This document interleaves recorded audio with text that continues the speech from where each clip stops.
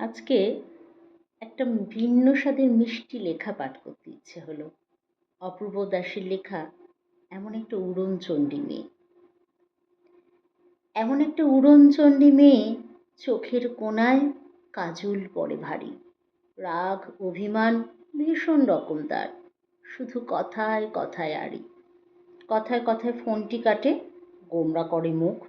মেয়েটার কি মাথার ব্যামো, নাকি আধুর কাঙাল বুক? এমনিতে বেশ কাব্যি করা মেয়ে, মানে অভিমানে বদমেজাজি হলেও যেন ভীষণ ভালোবাসতে জানে। মন খারাপে জড়িয়ে ধরে কাঁদে, চোখের কোণায় ফুরিয়ে গেলে জল। অধিকারের আঙুল তুলে বলে, সিগারেটটা কম খাবি তুই বল। মেয়ের আবার একলা থাকার শখ, একটু চাপা, একটু কটুভাষী। সারাটা দিন নিজের মতোই থাকে, অগোছালোতে সেও বদভ্যাসী। এমন একটা উড়নচণ্ডী মেয়ে, চোখের কোণায় কাজল পড়ে ভারী।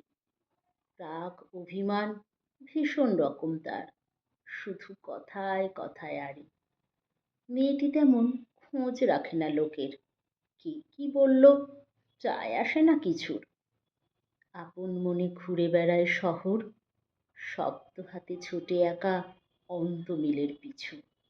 বাইরে থেকে শক্ত দেখায় ভীষণ, কঠোর হওয়ার মুখোশ পরে থাকে।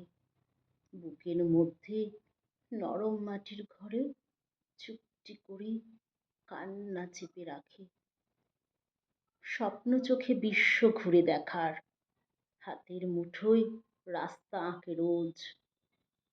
সুযোগ পেলেই উড়ান দেবে জাহাজ, যদিও তার কেউ রাখেনি খোঁজ।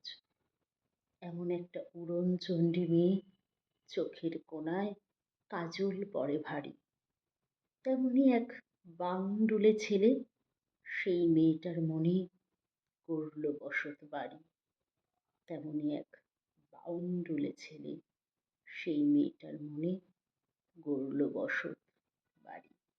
নমস্কার।